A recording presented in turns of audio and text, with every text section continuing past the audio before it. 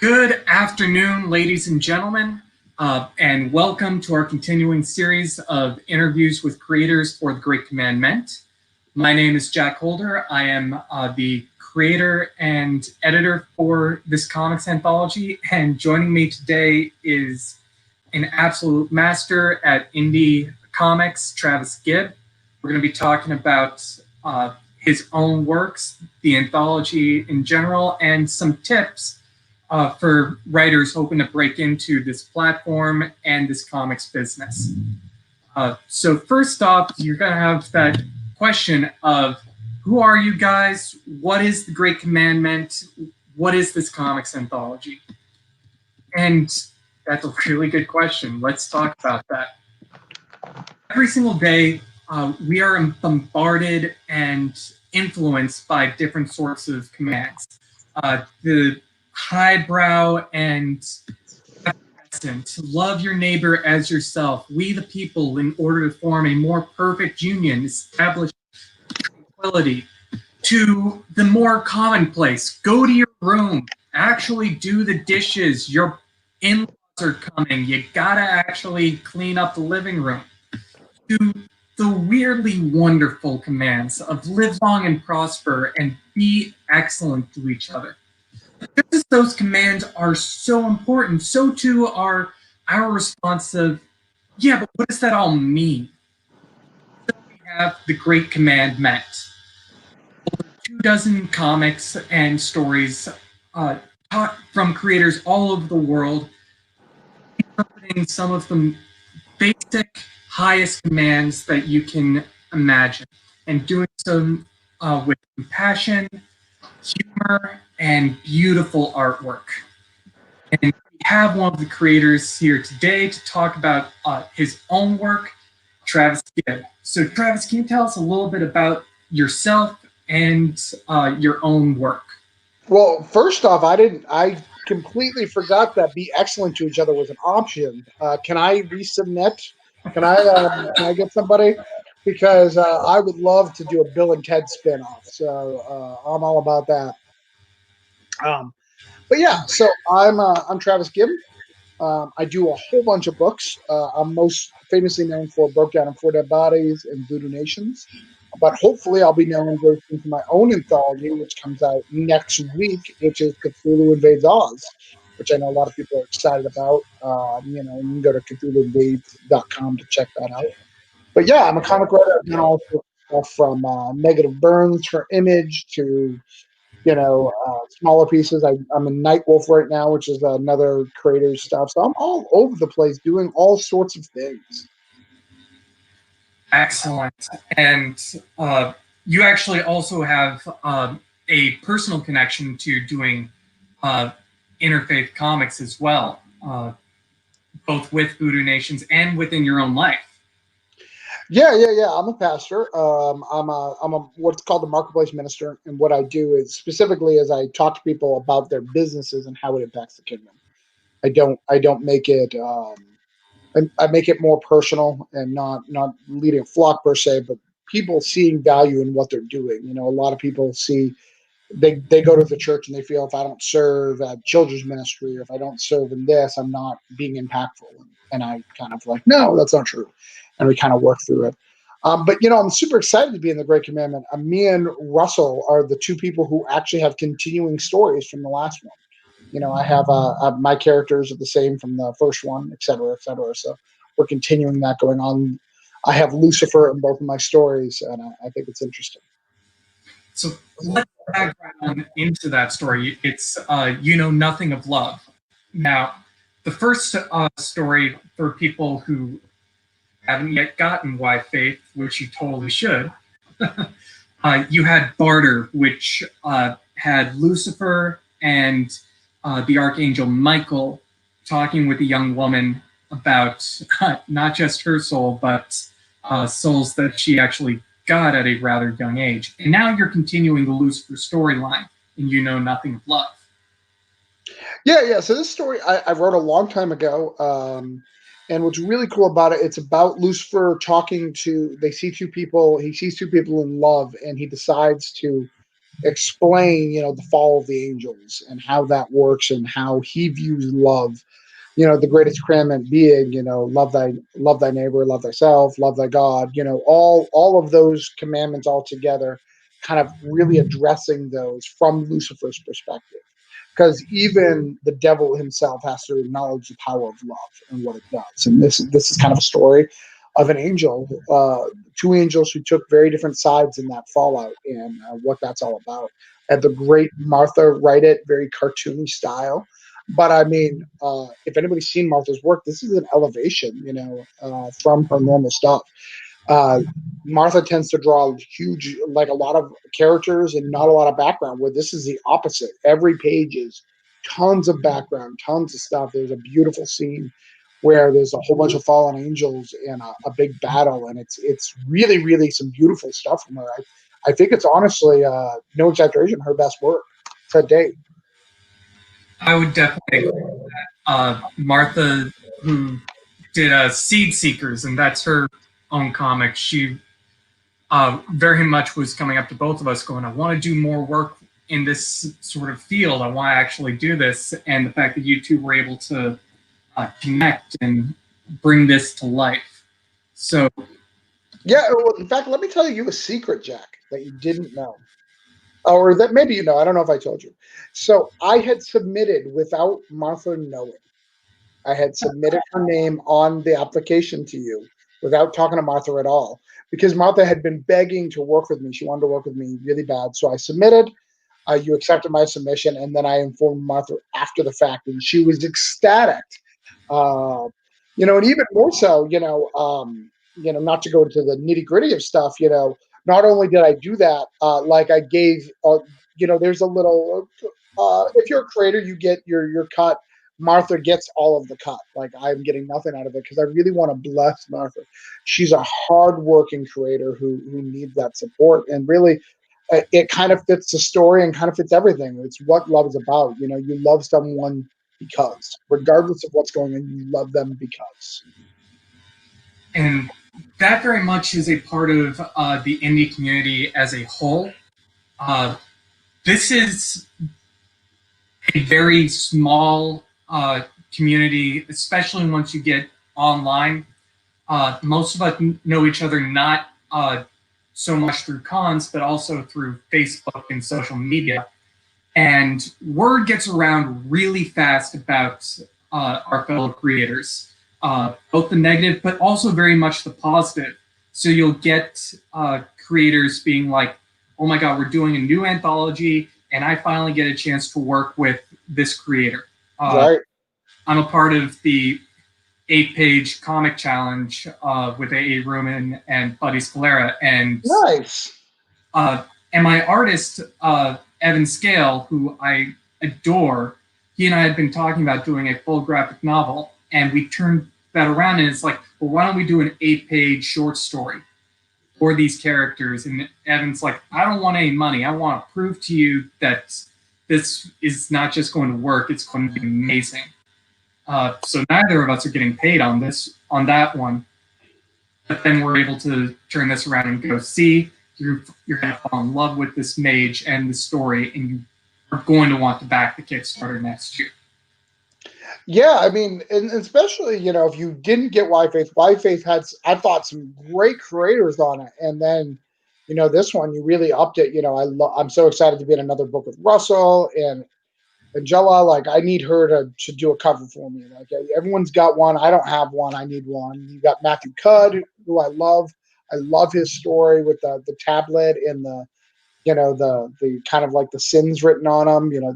That's a huge, exciting thing to see. Greg Wright, I really like. Who else you got on here? You got MJ Massey. I got MJ. That's how you say it, right? Yeah, we got MJ Massey. We got Jason Remick. Jody Nyes coming back. She's going to be interviewing with me and Nick Torres. And Nick Torres, man, that guy's art, like, everybody should get Nick Torres's art. It's fantastic. Oh yeah, that for me was the first Cthulhu is hard to spell for Russell. I managed to get Nick to do something with me. Oh wow. But that's what I love about anthology pieces is it gives you a chance to experiment with your fellow creators and like, okay, do I like the collaborative style here? Right. Does this entire process feel like work? Does it feel like fun, or does it just feel like torture? Like, and the fact that it's only between 2 and 8 pages means that for creators who are paying their collaborators, it's not going to break the bank, and it's really just a great opportunity to almost speed dates if you can get into enough. Yeah, yeah, absolutely. Well, and I think that this one, again, going a little bit behind the scenes, is you had a great bunch of people who just got their work done. The first one was the first time Jack had done it, and he had to tell people, hey, this is the deadline, this is that. And even with COVID, like, people were just getting their stuff done. I think it probably was a lot better experience this time around, not having to go, hey, where's your pages, where's that? Like, because they just kind of did it. It was really good. Which shows where Jack is as a creator too. The people who want to work with Jack are more professional. They're a higher level and a higher tier. They saw how great Why Faith was, and they jumped on this. And I think you guys should too. If anybody's watching this and hasn't backed it, I love Why Faith. I love the stories, and Tyler Carpenter's The Jewish Christmas Story brings me to tears. And I think it's one of the best written little short stories that I've read in a long, long time. It's so good. If you haven't had a chance to buy either of those books, definitely buy it. And I think even Great Commandment still has some early bird specials available, right? They do. Yeah. And we also have the opportunity to buy both Why Faith and the Great Commandment in Oh, wow. the campaign. That is the philosophy print one. I wanted to make it perfectly clear that these books deal with faith and belief, but they're not conversion books. People look at my face. They see me talking exuberantly about Christianity, and they're like, "Are you sure you want me?" Right, sure.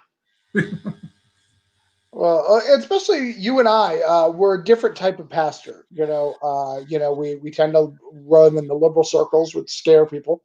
Yeah. Even though we have a lot of beliefs that are not liberal, it's just someone has to fight that side and say, I believe that I don't know if it was you or it was somebody I saw said, if someone is trying to tell you that that's the only moral choice, it's probably wrong. Unless, That doesn't. I don't think I said that, but I would get why you would think it was me. I ascribe very much to the non-examined faith is not worth having. Right, sure. You need to be having those really big challenges. And what I love about the books, specifically with the creators, is they really challenge themselves personally. Russell, who we keep gushing about right here, he is not a Christian. He very much doesn't ascribe to that, though he grew up in that faith. I gave him for his birthday a copy of William Paul Young's The Shack. Yeah. Because Paul was in Why Faith, and I love that book. Russell comes back and like, this made me think a lot. Thank you.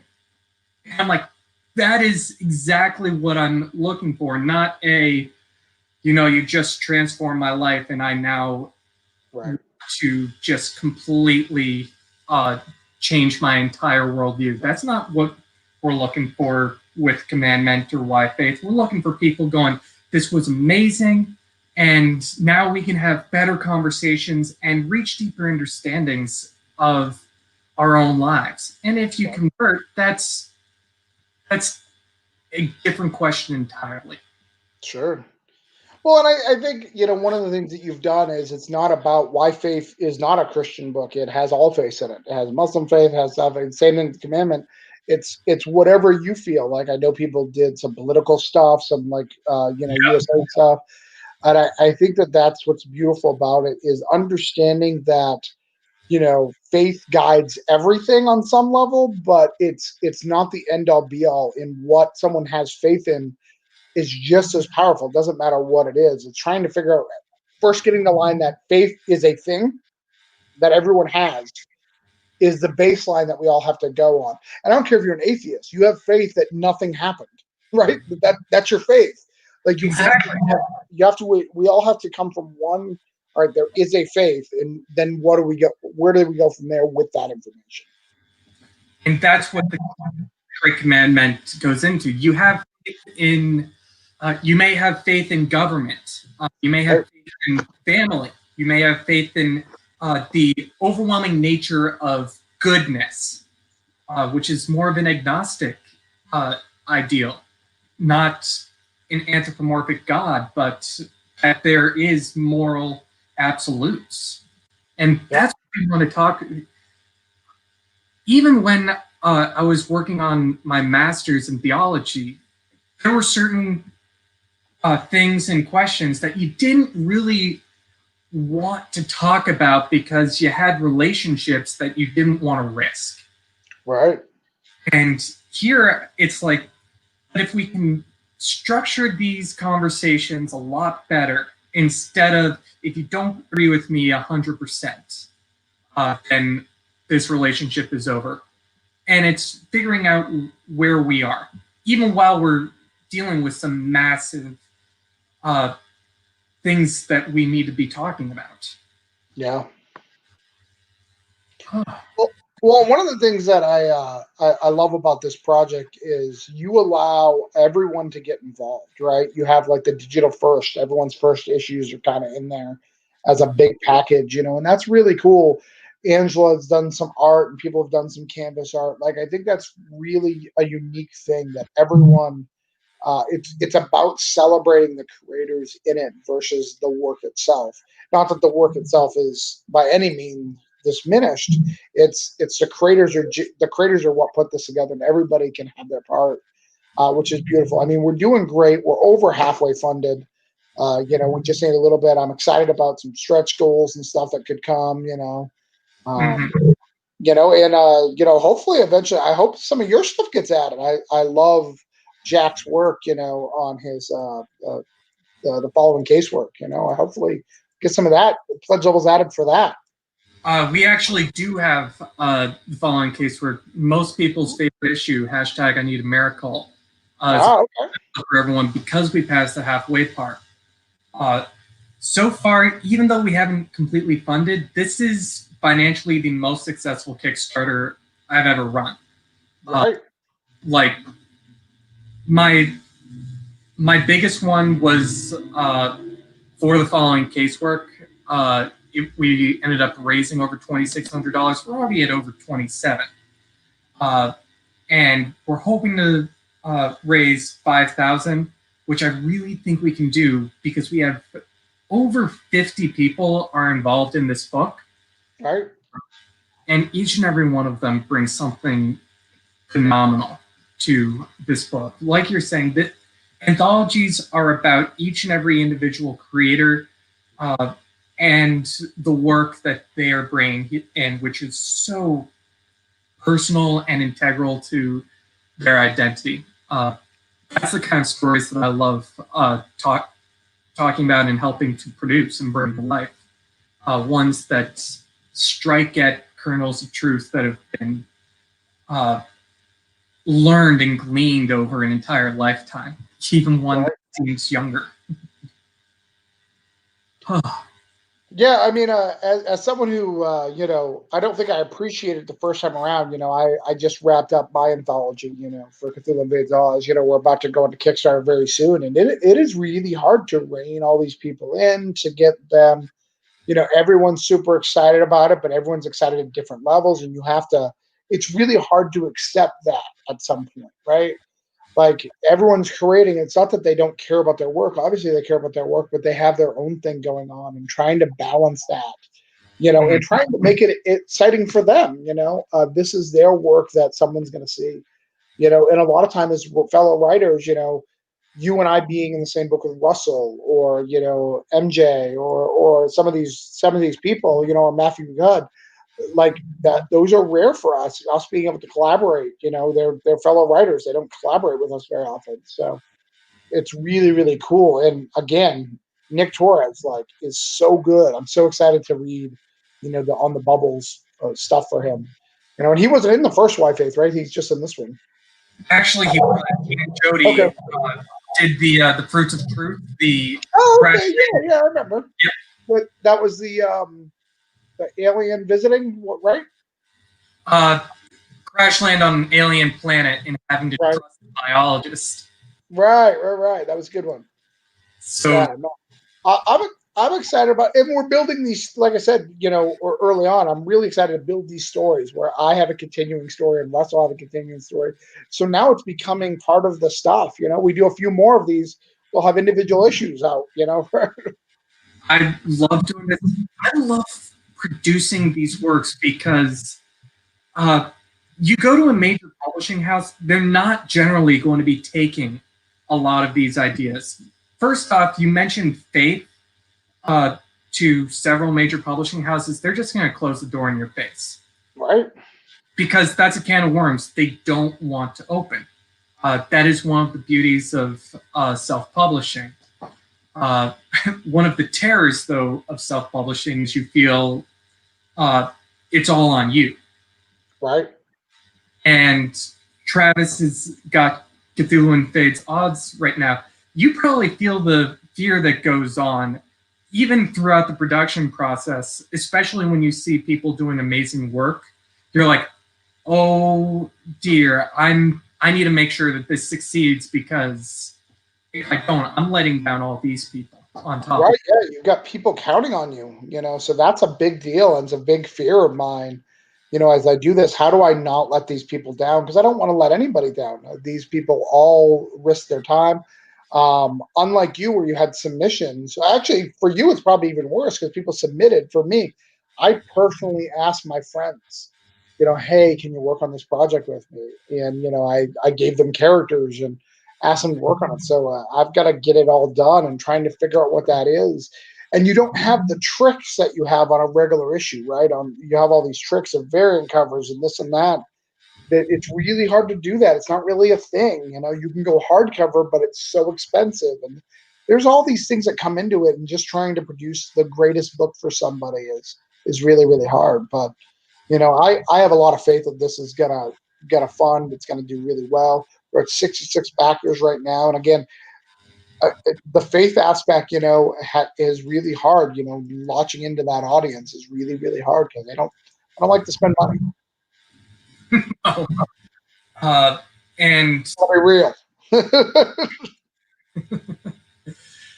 and the sorts of things that people do want to spend money on when you're talking about faith is the kind of things that you and me, Travis, don't generally want to produce. Like, Right. Sure. I don't want to write a Left Behind esque style story. I don't. Especially in terms of tone. Because I want to actually talk about I had this fun idea that someone can totally steal just last night. The apocalypse happens, and people down in up in heaven are looking down and going, "Hey, that's our descendants. Let's help them out." Because so many apocalypses, it's hell looking up, going, "You're screwed too," or it's in the apocalyptic wasteland. But what's going on with the people who, quote unquote, made it, who are looking and seeing a lot of pain going on? But that's the kind of thing that I want to talk about and help produce. And luckily, we have you and Russell and Jason Remick really just putting your best foot forward. Right. For an advice for people who are new writers who are thinking about like submitting to anthologies, even if you don't really know the best about promotion and everything else, you know what you're supposed to do as a writer and a comic creator. I don't care that it's one page. you're putting forth your best page. That's the way you get known. Well, and one of the things that a lot of people are just like, well, it takes away from my work, because I'm doing this and that. Writers build you, writing in anthologies build you a community of people who will support you, right? For instance, MJ Massey. I don't know her from Adam, but I love her work, and we've been in a couple pieces together. So then I started backing her. Her art style isn't something I love. Her writing style, though, is very, very unique and very, very set in ways. But I back all of her stuff because I support her in the community. And again, that's not a bad thing at all. Like, people think that's a bad thing. It's not. It's because I see her and I love her work. I love her work ethic. She can write things that I don't even like. I'm still going to back it because I support her, and because we built this relationship that we're in this together. And everyone's like that. I mean, look at going to more classic. We've got James Tierney on Batman, right? For years, he was the side writer of all of can't think of his name right now. He's always been like the second writer. He's always been James Terry. He's always been the second writer for years for JLA, for Batman. He's always been that second guy because people bring them up. And there's tons of writers in that. Brian Michael Bendis does the same thing, kind of coaches people and gets them to where they need to go. It's okay. Build a community, because if you're not part of the community, you can't do it. Also, the other thing, if you like your idea, just do it. Cthulhu is hard to spell, #2. I was not accepted in that anthology. I wasn't accepted. My story wasn't accepted, but I did it anyways because I believed in the story. And then I sent it and I showed it on a forum, a private forum, and Russell's like, "Can you take that down? I made a mistake. I want that story." Because he saw the value of it. Because sometimes you may not be a great prose writer. Jack is very lucky. I could never write a novel. I'm a very good comic writer, but I'm not great at novels. I'm not great at describing people's clothing and stuff like that. I leave that to my artists. I describe the pieces that I need, and that's it. Where Jack can write pages by pages by pages. What are you on, novel 6? What are you at? Lost Heroines. The last book launches tomorrow on Amazon. I wanted to get out the last book of the series before the election. I will talk about religion and politics, and my brand will respond in kind. But very much, I don't find it as easy. I always I suffer from feelings of inferiority and depression constantly. I will get through 1,000 words, look and go, that was terrible, and I'm very tempted to hit the delete button. But what I love, that's one of the things, again, that you love about comics, and I keep going back to collaborative process. This new Mage story that I'm working on with Evan Scale, I wrote it back in 2014, is what my wife said. And it was one of the few things that I believed in, that I knew I would keep coming back to, but it's one of those things that's over 50 pages, and you knew you wanted to do it right, so it just keeps sitting on the back burner. And then Evan's been bugging me for over a year, saying this is something that needs to get out. It's one of those really hard things to just get up and actually do it. Right. And don't be afraid to fail, because you will. Each and every one of us is going to fail in some regards. My first comics project, we succeeded on Kickstarter. We raised over $1,000. I lost all that $1,000 when the artist completely bailed on comics, period. And I didn't do another comic for 3 years. Right. But now I've got, I'm working on issues 4 and 5 for the following casework. We're in the midst of producing the second comics anthology. I'm in all 3 of Russell's comics anthologies. He keeps letting me back in. Right. Mistakes were made. I understand. Exactly. Sometimes do not be afraid of failure, and do not worry when you get down when you don't feel like you're taking your own advice. Some first things you can do is take your own advice. Well, and like I was saying, you know, I created the story and sent it to Russell, and Russell wanted it. And the reason why Russell wanted it, didn't want it at the time, made complete sense. My story was very traditional Lovecraft, where everyone else in the anthology were writing very off the wall Lovecraft stories. So traditional, he's like, that didn't fit. But then when he read the piece, he's like, that's actually the core that it needs. We need a story to bring it back to traditional Lovecraft. That needs to be in the mix. And that's just a beautiful thing of someone seeing your vision and seeing how it mixes. It's not necessarily your story, it's how it mixes with the other stories, whether or not it flows. So don't take it so personal. It doesn't mean you're a bad writer, it doesn't mean anything. It just didn't work for that particular thing, and keep moving on, you know. You know, I wrote a story, you know, someone had a story about death, and I had this beautiful angel story that I thought was fantastic, that a Reaper story that I thought was really, really, really, really, really, really, really good. And they were like, no. And it literally fits everything that they asked for on their stuff, but they didn't want it. So I just moved on. Yeah, and I've submitted to short story collections. One of my favorite emails for a rejection was, I love this story. This story almost brought me to tears. Thank you so much. It just literally doesn't fit with what everyone else is doing. Right. Okay, that means that I need to figure out how best to write to subject or to figure out more. Because sometimes you'll even write a perfect, like you said, a perfect Lovecraftian story, but the tone doesn't seem to fit, or it doesn't contrast enough with some other stories. Yeah. No, it's good, and I think that's what people need to understand. But again, what's positive is most of these anthologies, you know, as you're in that process, you get to collaborate with other people, and you get to learn what other people are doing, and how you can be part of that process. And I think that's just as important. You know, if you don't realize, even if you don't get selected, a lot of times you're part of the group as you're figuring out whether or not you're elected. You get to hang out with people, hang out with creators that are on your level, and how to build from that level, which is really, really cool. Absolutely.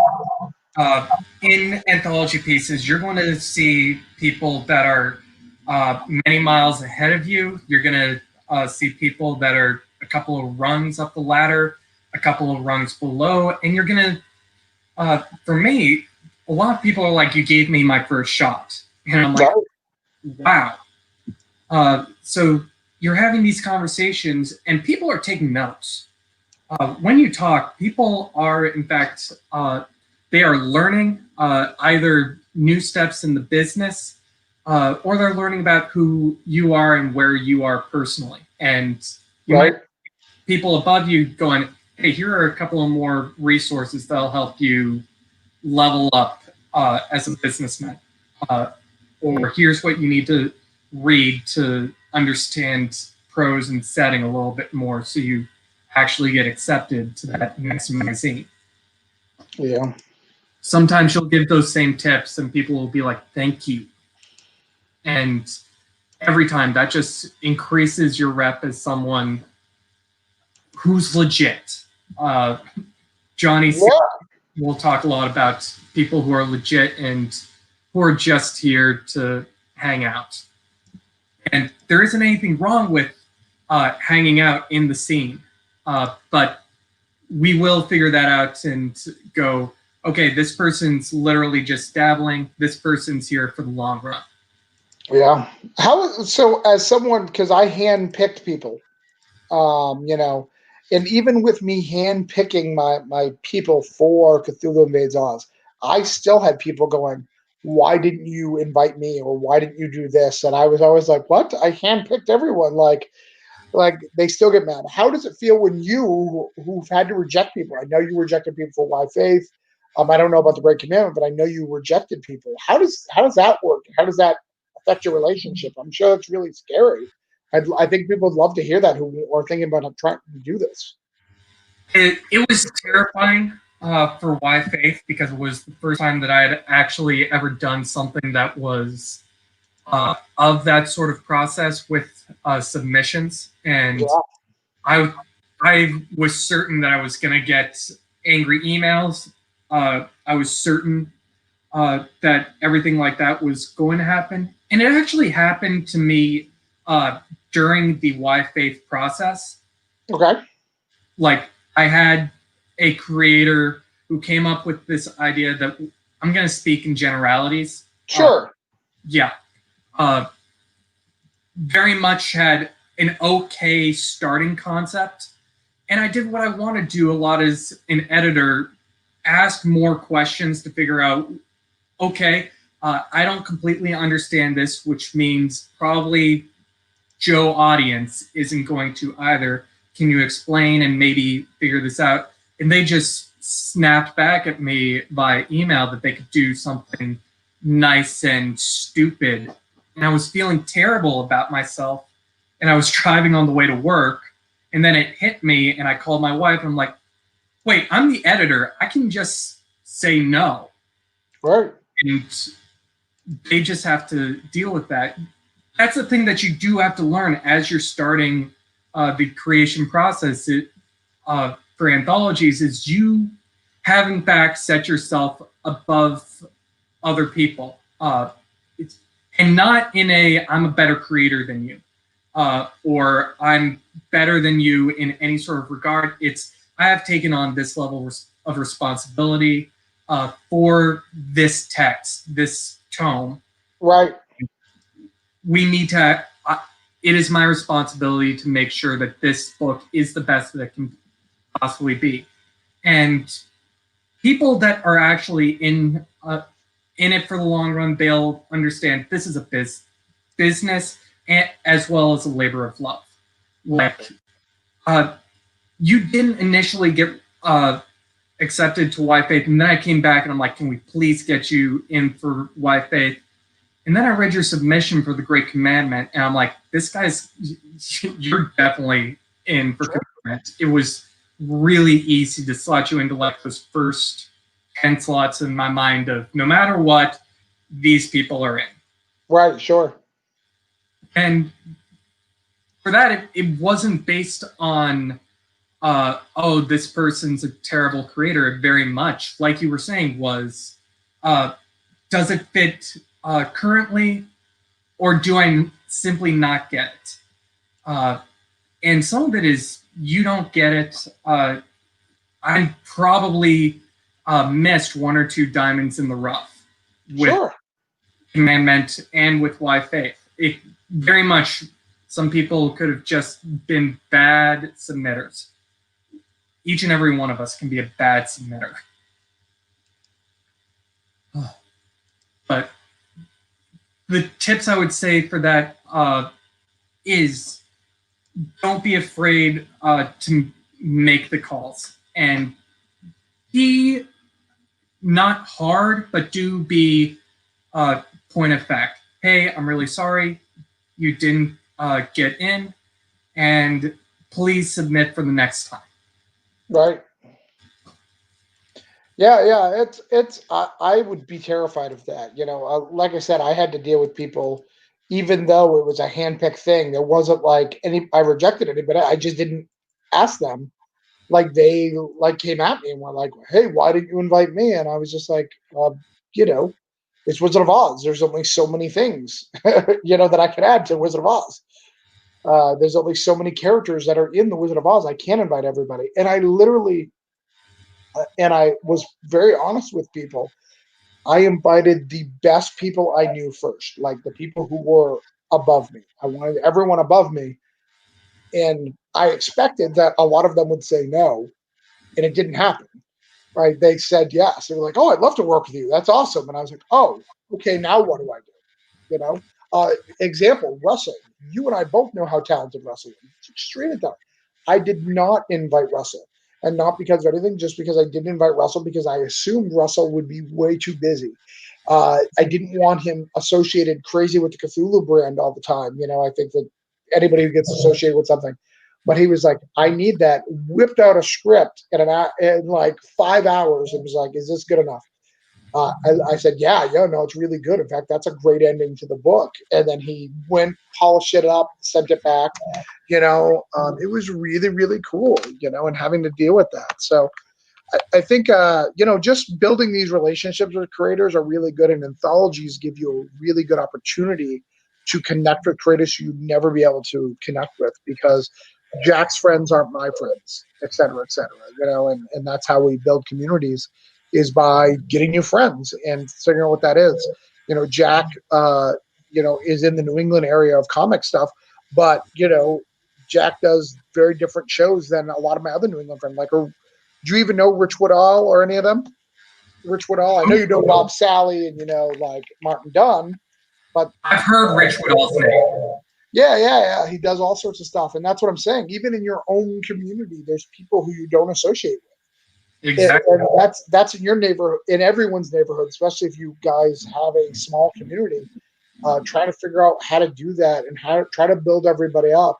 And what doesn't help Jack or myself is getting everyone who lives local, right? Like getting all these people who we know, like you getting Bob Sally and you sign. It could look good for a signing, but overall, it doesn't help get the message of the book to Florida, to California, to Spain in this case, and all that.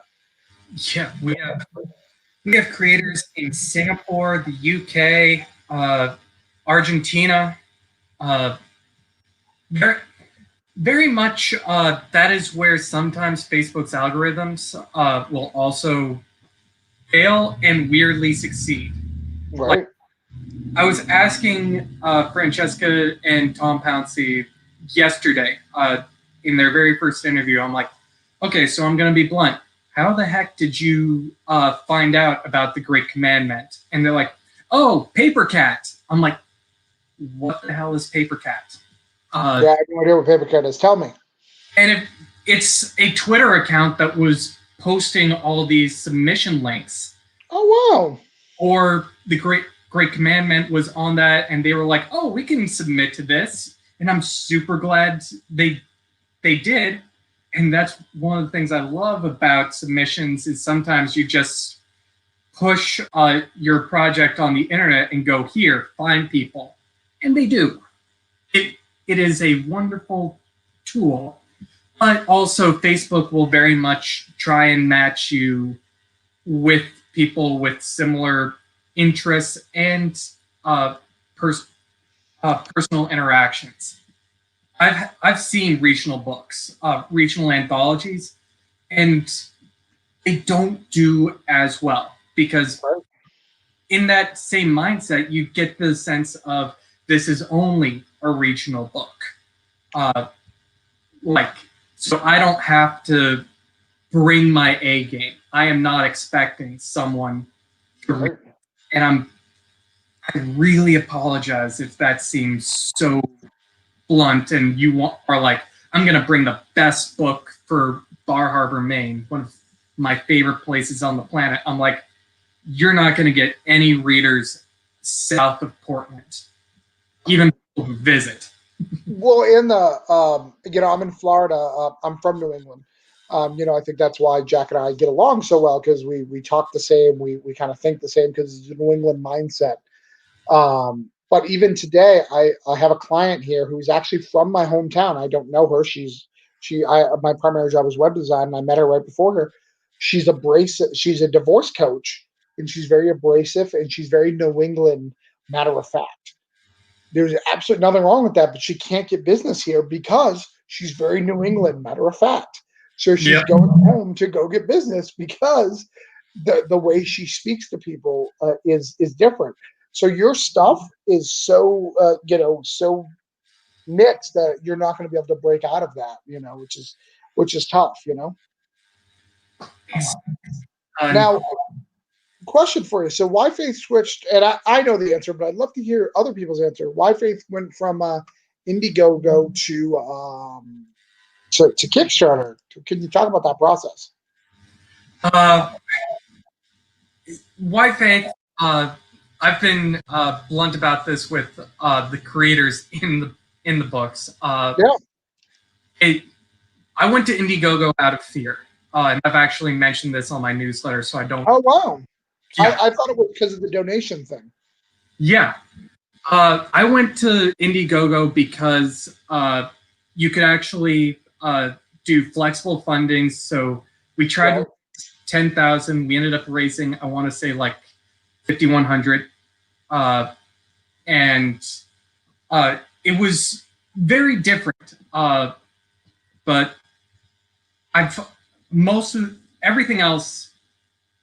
I think we lost Travis for a sec. I am just sending him a quick message. But the response is yes, I went to Indiegogo because of fear, and because then I felt like I would be playing more with house money. That even if we didn't raise how much I thought we needed, we would be able to just turn around and get the funds that we did have and try and make it as much as we could. Kickstarter, for those of you who don't know, it's all or nothing. You set your goal and you either hit it or you don't. It's if you don't hit it, thanks for playing. We'll see you next time. Right. And that was a really big risk for me personally. It was the first anthology I'd ever done, and I got scared on that one. This time around with Great Commandment, I didn't feel as scared. I knew the creators that we had. I knew so many of them that were returning and were enthusiastic to actually do up a new one. And I felt like I had personally leveled up. Once again, as editor, you should make that personal decision. If you feel ready for a Kickstarter, what is that going to mean? You're thinking constantly about what's my printer going to be? Right. How are we going to distribute? My advice for that, to really help yourself, take the comics launch course from Tyler James. We're both members of that. Exactly. If you're an indie creator, especially if you're on the writing side, where most of the time the financial burden is on you, take the course. It helps you understand so much more the business of art. And speaking of take the business of art from Russell Nohelty, but that's why I went to Kickstarter this time around. It's much more in my wheelhouse. Kickstarter seems to have more of the certain level types of fans than Indiegogo was. I cannot tell you how many people were a lot more comfortable in Kickstarter that were messaging me during the Why Faith campaign confused about having completely switched over to Indiegogo. So this actually, it seems more risk on Kickstarter, but it actually gives a lot more comfort to your audience. And that should be your number one goal when you're running a crowdfunding campaign, is making sure that they themselves, your audience, feel comfortable, because that's going to make them back a lot easier. Yeah, absolutely. Well, and it's, as someone who's done, I have backed several Indiegogos. Why Faith is the only one that I've ever received. Out of like the 8 or 10 that I've backed, Why Faith is the only book I've ever received.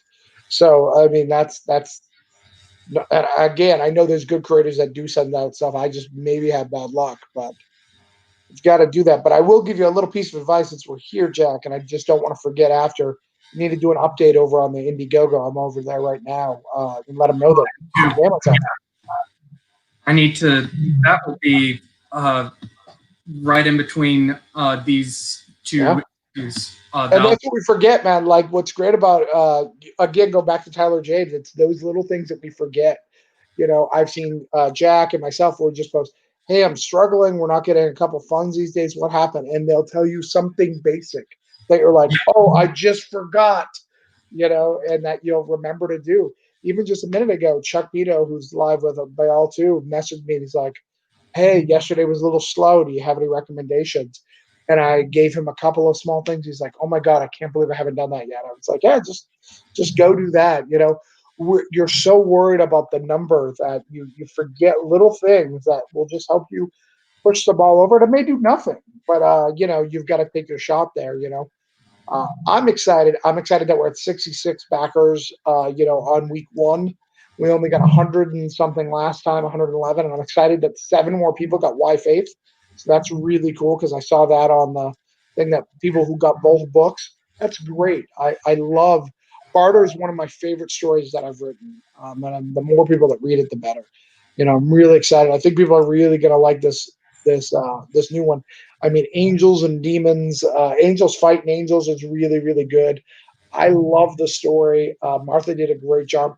And having her cartoony look on such a serious story really added a level to it that I wasn't expecting.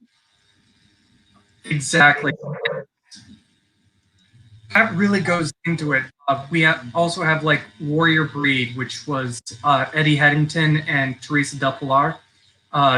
Cartoony style. You have a samurai Akita, but they're constantly referencing Sun Tzu's Art of War. And it's that, how does this work? And then you're reading this book going, I need to just keep turning the pages. I love having both massively epic stories, and then what I really want right after that is I want some more Nick Torres. Right.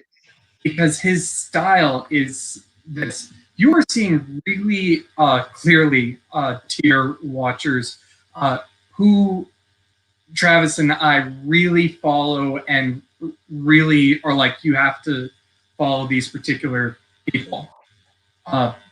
Simply from how many times we've referenced them. Yeah, absolutely. Well, and that's what I love, when I read the stuff, when I read Y Faith for the first time, I picked up the Jewish Santa. I can't think of the name of it right now. What's the name of that story? Rebbe Claus, right. A.A. Rubin didn't know him from Adam, picked it up for Tyler, and that guy wrote such a beautiful story.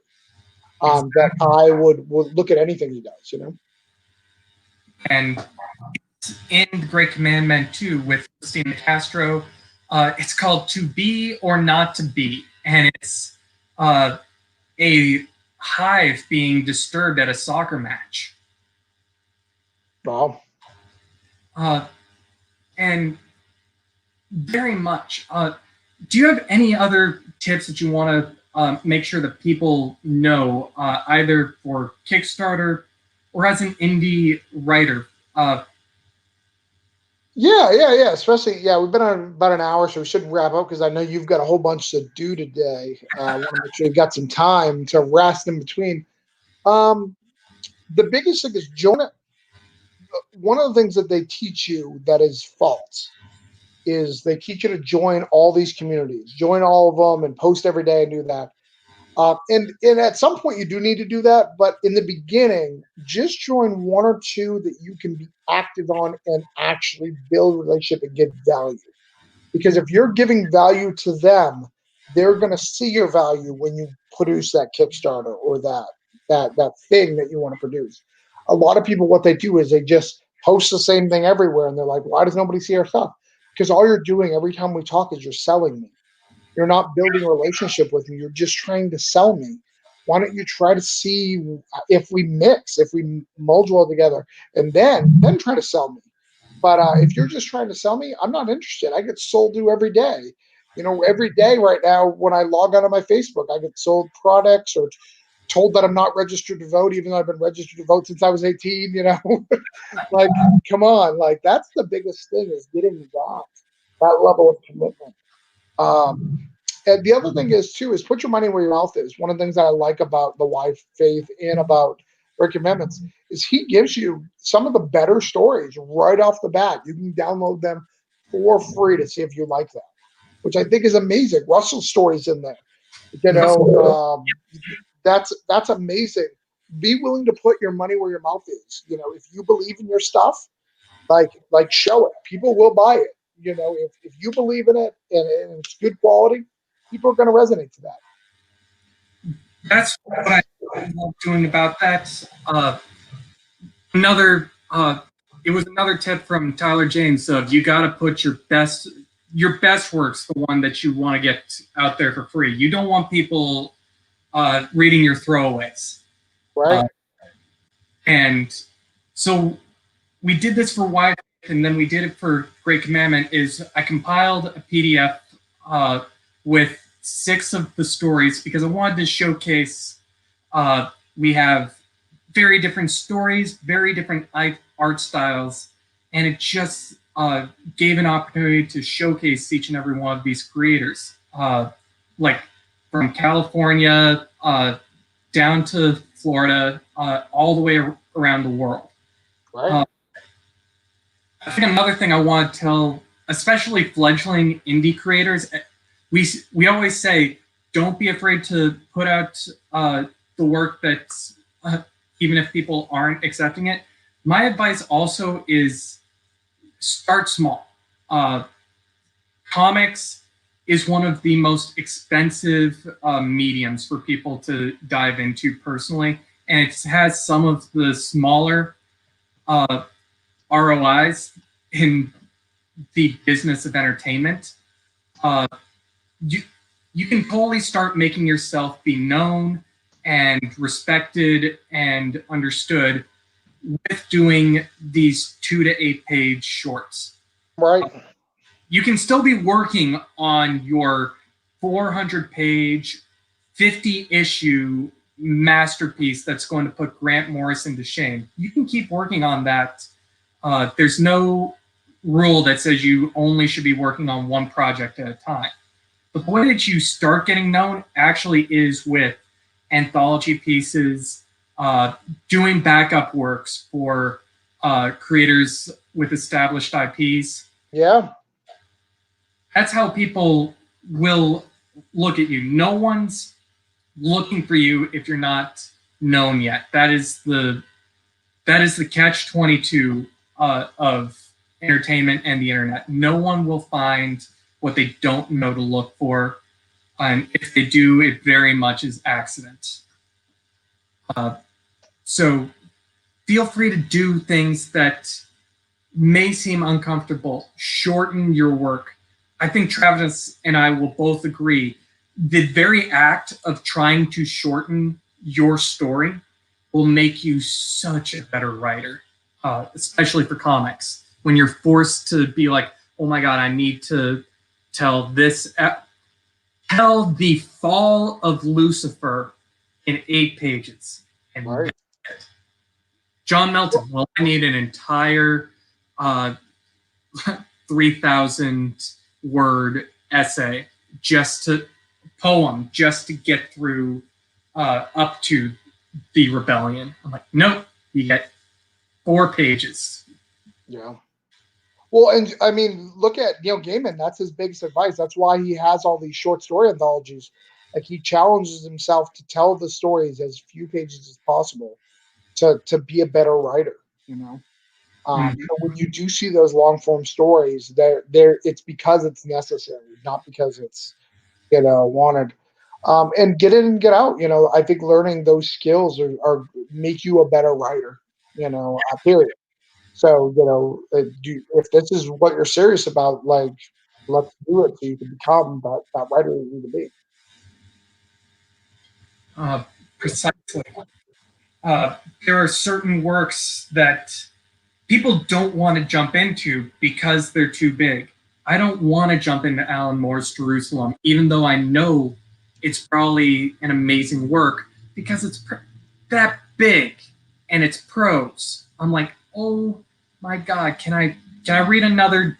Jim Butcher just came out with another Dresden Files book. Let me get a hold of that.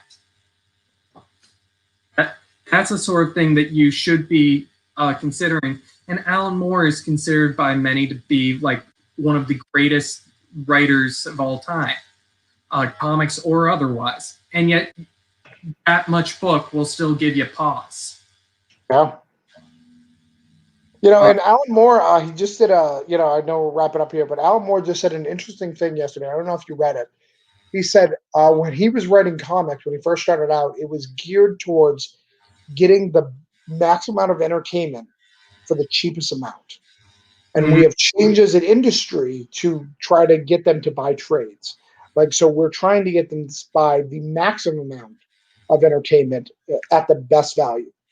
And that has changed a lot of things. It was never meant for the wealthy, It was never meant for people who need everything. It was meant to give small doses to people who couldn't afford to do some of the greater things of entertainment. It was made for people to pay 20 cents, $1.20, $2 to get entertained for a little bit, and that's such an interesting point of view. I'm not sure if I 100% agree with it, but it's such an interesting way to look at comics and the way it's changed.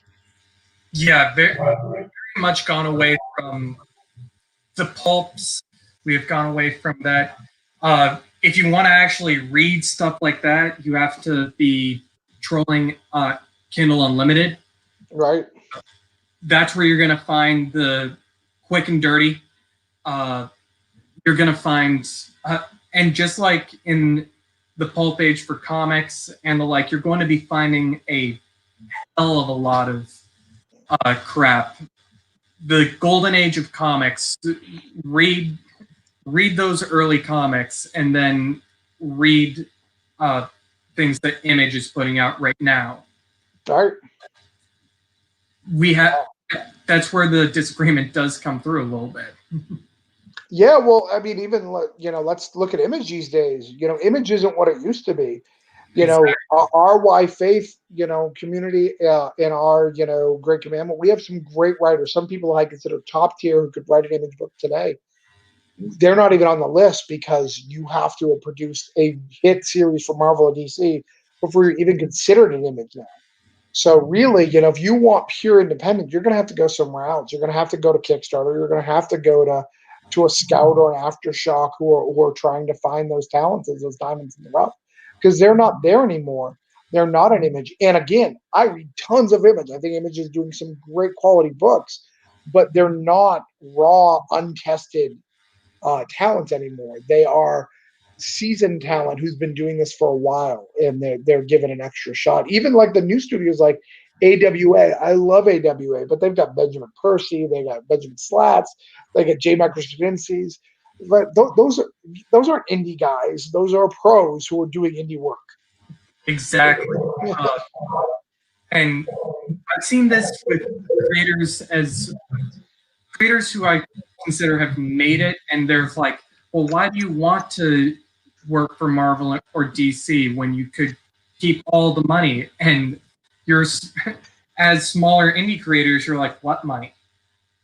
Like, I almost look at the journey as almost waffling back and forth. You do enough indie work that Marvel, Boom, DC, Image picks you up, then that opens up so many doors that when you go back, those doors stay open.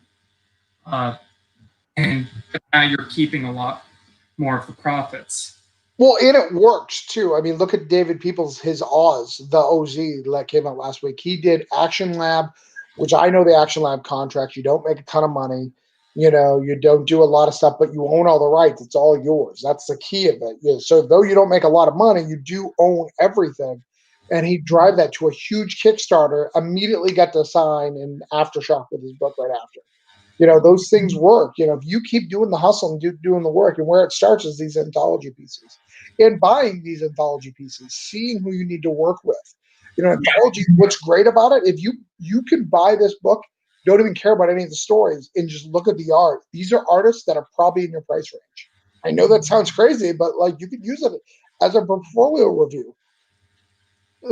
Absolutely. And you also think about it going, oh my God, I love this particular person. I'm doing my own Kickstarter. I already have my artist, but can I get Nick to do up a pinup or a cover for me? Because that's going to drive a lot of traffic. for my own work. And what we do in these, again, stealing from Russell's ideas, is we have like signature pages for table of contents. So you can literally just go, oh, this person's did here. I love this. This is who I need to find out and contact.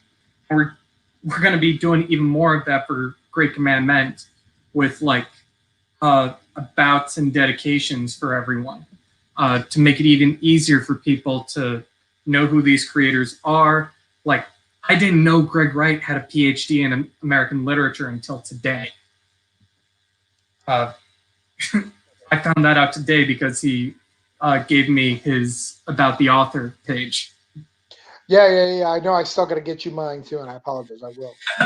And I'm stealing it too. I steal Russell's, my signature for Cthulhu Invades Oz. It's got to be signature after signature of doing that. I think it's a great idea of getting that out. That's a great way of doing things. I think it's a cool thing at cons when we all get together to do that. I know that Jack, one of our things that Jack and I want to do is one of these days I'm going to be in New England and we're going to preach, or he's going to be in Florida and we're going to preach together and be able to talk about how comics influence that and sell some life and Great Commandments. I'm looking forward to doing that. So that is entirely true. Like, I tell the creators every day, when we get back to some sort of normal for conventions, one of these times there are going to be at least like 6 or 7 creators for Why Faith and Great Commandment, and I'm going to be bringing boxes and boxes of these books because they sit up in my house, and we're just going to go on a signing spree. right.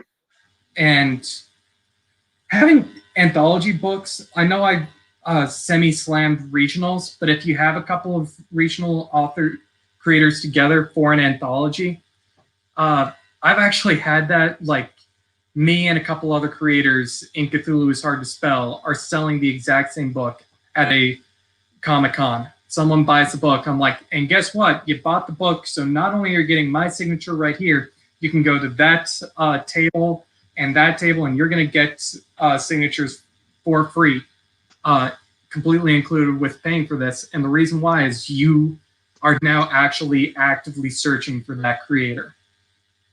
Right. Yeah, well, absolutely. And one of the things I loved about you too, when I got my Why Faith, it was signed by a few people because you had done an event.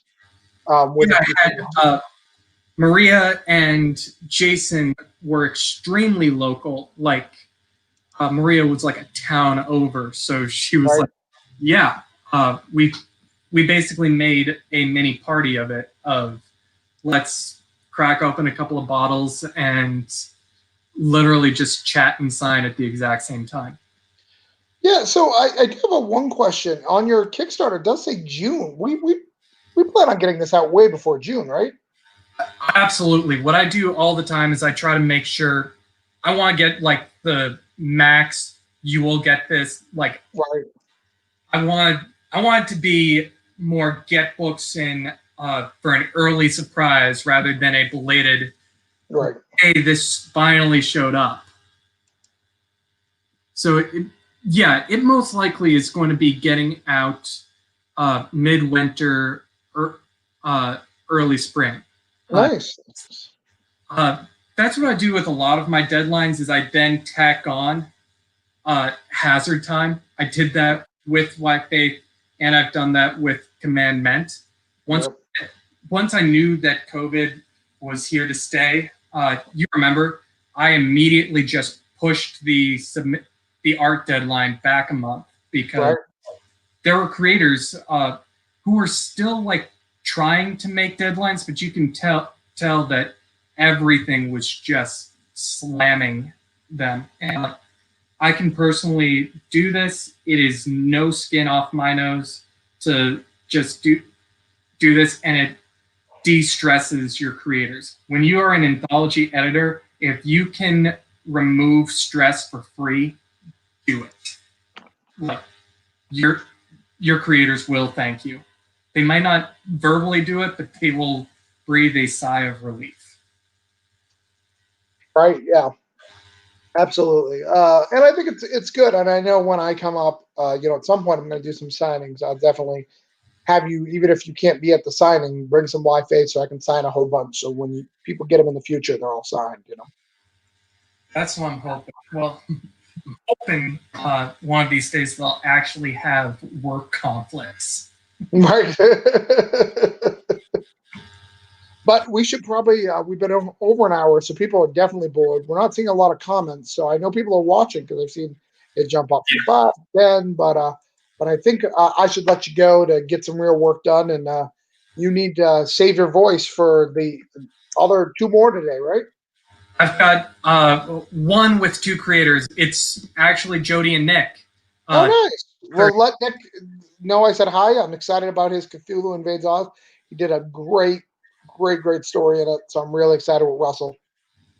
Absolutely. So thank you again so much for jumping on, Travis. No problem. And the book is The Great Commandment. Once again, the link is in the comments. You can get Nothing of Love. You can get my own story, Knock Knock. You can get over 24 other stories on top of that, over 170 pages of content. Make sure you snag that book. Thank you all so much for watching, and I hope to see you in about 2 hours and change. Yeah. All right. I'll talk to you later. Talk to you later.